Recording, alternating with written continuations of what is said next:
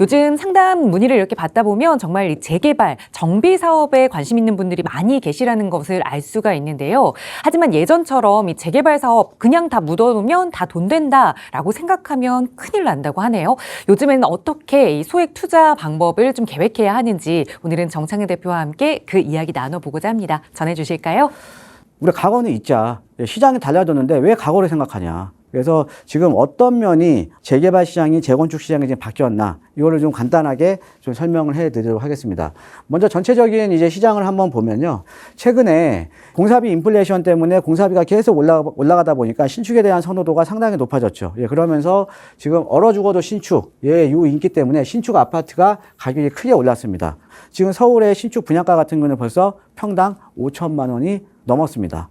자, 그러면서 사실 올해 같은 경우는 재건축 아파트가 많이 오르지 못했거든요. 근데 그래서 상대적으로 지금 저평가되어 있는 재건축 아파트에 지금 투자 수요들이 지금 많이 몰리고 있습니다. 자, 거기에다가 서울 도심에는 땅이 없죠. 땅이 없기 때문에 서울 도심에 아파트를 안정적으로 공급을 하기 위해서는 사실은 재개발, 재건축 같은 정비 사업밖에 대안이 없다라는 거죠. 자, 그러면 정부나 지자체에서는 재개발, 재건축을 어쩔 수 없이 활성화를 시켜줄 수밖에 없잖아요. 그래서 지금 재개발, 재건축을 보면 절차 간소화라든가 노후도 요건 완화라든가 동의 요건 완화라든가 이런 여러 가지 제도들이 지금 많이 개선이 되고 있다는 거죠. 사업하기 좋은 방향으로. 그래서 아파트 가격 안정을 위한 재개발, 재건축을 활성화시키면서 많은 요건들이 지금 완화가 되면서 투자 수요가 지금 많이 늘어나고 있다라고 보시면 될 것 같습니다. 자, 그런데 어떻게 지금 이제 과거하고 시장이 변했냐. 첫 번째가요. 가장 중요한 게 정책적인 변화입니다. 이번에 정부에서도 지금 대출 규제 들어가니까 어때요? 그러니까 매매 거래량, 그 다음에 전세 거래량 다 떨어지죠. 그렇죠? 그러니까 어찌됐든 부동산 시장은 정부의 사실 어떻게 보면 보이는 손이죠. 정책적인 방향성에 따라서 시장이 움직일 수밖에 없습니다. 요 기사 한번 볼게요. 박상우 국토부 장관은 이전 정부는 재개발을 억제, 현 정부는 지원으로 방침을 변화시켰다. 지난 정부에서는 정비사업, 즉 재개발은 가급적 안 시키는 유지였으며 있는 그대로 두고 보려고 했다라며 이같이 말했다. 그러면서 그럴 수 있는 데가 있고 안 그런 데가 있는데 이번 정부는 정비사업이 필요한 곳은 억제하는 방침이 아닌 지원을 해주자는 방침으로 큰 전략적 변화를 가져가고 있다. 즉 지난 정부는 재개발 막았다 이거죠.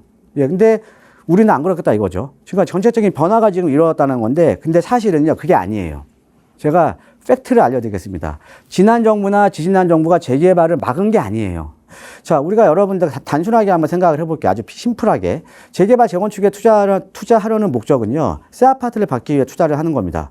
그러면 새 아파트의 가치가 높아야 그만큼 투자 가치가 높아지는 거죠. 자, 그런데 서울의 도심권 같은 경우는 2015년도, 16년도까지만 해도 미분양이 많았어요. 지금 뭐냐? 재개발, 재건축을 해도 돈이 안 돼요. 대려 재개발, 재건축을 하면 조합원들이 손해를 보는 구조였습니다. 자, 예를 하나 들어드릴까요?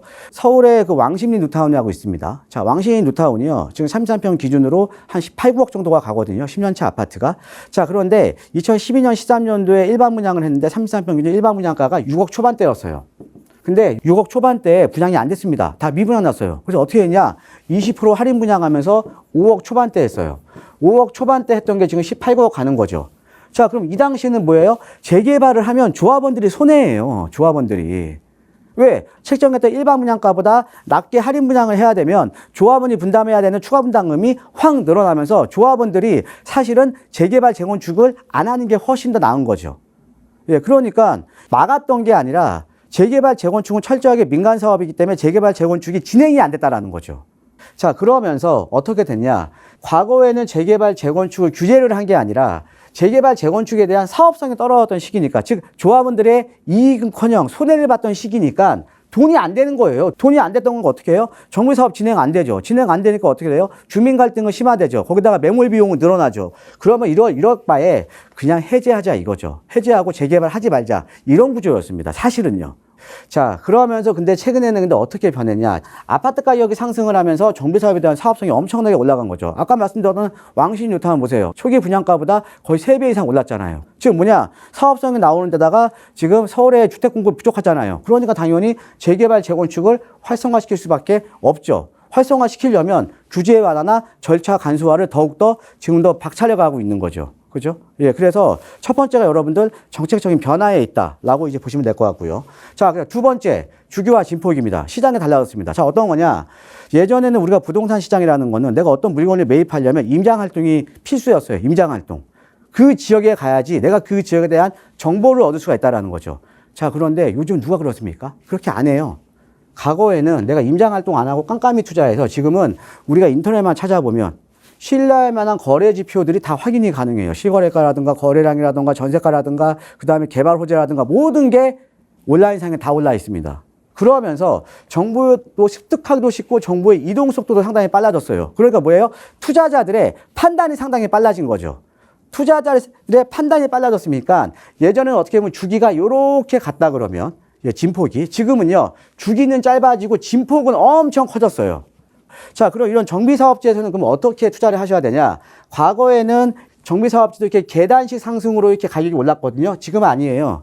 초기에 기대감 때문에 가격이 다 올라버립니다. 자, 예를 들면 자양 사동 같은데 신속통합기의 한강변 라인, 자양 사동 하단 같은 경우는 한강변 라인 쪽은요. 신속통합기에 선정되기 이전에 한 3억 투자였어요. 근데 선정과 동시에 바로 10억 투자입니다. 그러니까 한꺼번에 확 올라버린다는 거죠. 근데 지금은 어떻게 올라요? 이렇게 오릅니다. 이렇게. 그러면 재개발도 어떻게 들어가야 돼요? 예, 이때 들어가야죠. 이때 들어가면 내 시세 차익을 크게 얻을 수가 있겠죠. 즉, 선점이 중요한 거죠. 선점이. 예. 자, 이게 두 번째고요. 자, 그 다음에 정부 사업 외부적인 변화. 즉, 사업비가 크게 증가를 했다는 거죠. 지금 공사비가 안정적이었던 과거에는 편차는 있었지만 지역과 상관없이 어느 정도의 시세 차익은 보장이 가능했습니다. 자, 그런데 지금 공사비 인플레이션이 지금 가속화되고 있죠. 자, 그러다 보니까 공사비가 계속 오르다 보면 조합원들의 추가 분담금이 늘어나요. 그럼 추가 분담금이 늘어나면서 아파트의 가치가 낮은 지역들은 사실 사업 진행하기가 어렵습니다. 자, 반대로 그런데 내가 추가 분담금이 늘어나더라도 아파트의 가치가 높은 지역들은 추가 분담금 내더라도 진행을 한다라는 거죠. 자, 그러니까 입지의 중요성이 상당히 지금 높아지고 있다는 거고요. 그래서 세 번째가 지금 정비사업을 둘러싼 외부적인 변화에 있다. 즉, 사업비 증가에 있다라고 이제 보시면 될 것 같고요. 자, 네 번째가 수요 증가입니다. 이거는 꼭 재개발, 재건축에만 해당은 되는 건 아니에요. 자, 어떤 거냐면 제가 이제 강의를 하다 보면 저는 2017년을 기점으로 해서요. 딱 나눕니다. 뭐냐면 2017년 이전에는 내가 여유가 있어요. 돈이 있습니다. 집을 살 수 있는 돈이 충분히 있어요. 그런데 자발적으로 무주택을 선택하시는 분들이 상당히 많았습니다. 왜? 2008년부터 리먼 사태 터지고 그 이후 10년 동안 주택 가격이 크게 오르지 못했으니까. 그러니까 나는 그냥 편한 데 전세 살고 나머지 돈은 내가 뭐 주식이나 다른 데 투자를 많이 했던 거죠. 그래서 시장에는 2017년 이전에는 자발적으로 무주택을 선택하시는 분들이 상당히 많았습니다. 자, 그런데 2017년부터 21년도까지 부동산 시장 폭등기와 함께 부동산을 보유를 하냐 못했냐에 따라서 자산 가치가 엄청나게 벌어졌죠. 그렇죠? 그런 학습 효과 때문에 지금은요, 제가 강의를 하거나 세미나를 할 때요, 내가 여유가 있는데 자발적으로 무주택을 선택을 한다? 저는 못 봤습니다.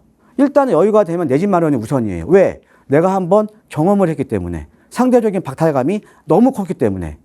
예, 그래서 전체적으로 지금 수요가 많이 증가를 했다라는 거죠. 예, 그래서 여러분들 정리를 해드리면 지금 시장이 많이 변한 게요. 첫 번째, 예, 정책적인 변화. 지금 그래서 재개발, 재건축 상당히 활성화될 수밖에 없다. 예, 그 다음에 달라진 주기와 진폭. 지금은 정부의 이동과 속도가 상당히 빠르다. 그래서 재개발도 선점하지 않으면 시세 차익을 크게 보기가 어렵다. 그 다음에 세 번째, 사업비가 크게 증가하기 때문에 입지에 대한 양극화가 이루어지면서 재개발도 입지가 좋은 지역에 투자를 해야 된다. 재건축도 마찬가지입니다. 네 번째, 수요가 증가를 했다. 왜? 이제 서울이나 수도권 지역은 자발적으로 무주택을 선택하시는 분들이 없습니다. 그러니까 경쟁이 심화되면서 어떻게 보면 양극화가 더욱더 심해지겠죠. 예, 그래서 이런 변화에 맞게 내가 투자에 대한 전략도 다시 짜야 되는 거죠. 예, 한번 오늘 이런 강의니까요. 우리 시청자 여러분들한테 부동산 성공 투자하시는데 좀 도움이 되셨으면 합니다. 요즘 같이 좀 소액으로 투자를 원하시는 분들이 많이 계실 때에는 또 이런 재개발과 관련된 접근 많이 하시는 것 같아요. 실수하지 않고 잘 투자하실 수 있도록 이와 관련된 이야기 나눠보실 수 있는 무료 세미나 시간 대표님 자세하게 소개 부탁드려요. 예, 요즘 이게 재개발 쪽에 상당히 좀 관심이 많으십니다. 특히 서울 도심권 같은 경우에 내 집 마련을 하기에는 아파트 가격이 너무 올랐죠. 예, 그래서 재개발, 그러니까 이제 아파트가 될 만한 지역에 좀 소액으로 좀 묻어놓고, 예, 나중에 좀 아파트를 받으려는 투자자분들이 상당히 많이 늘어났거든요. 그런데 이 재개발과 관련해서 제가 상담을 해보면요, 잘못 알려진 것들이 상당히 많습니다. 자, 대표적으로 어떤 거냐면, 뭐 대지 지분이 작으면 뭐 소형 폐영 때만 받을 수 있나? 아니면 뭐 대지 지분이 6평 이상이어야만 뭐 아파트를 받을 수 있나. 예, 이렇게 잘못 알려진 경우들이 상당히 많거든요. 이런 것들도 상세하게 좀 말씀을 드릴 거고요. 이렇게 바뀐 환경에 따라서 어떻게 재개발 지역에 소액으로 투자를 해야 되나, 이런 투자 전략에 대해서도 제가 지금 세미나를 준비를 해놨습니다. 그래서 재개발 쪽에 소액 투자 쪽으로 관심 있으신 분들은요, 내일 세미나에 많은 참석 부탁드리겠습니다.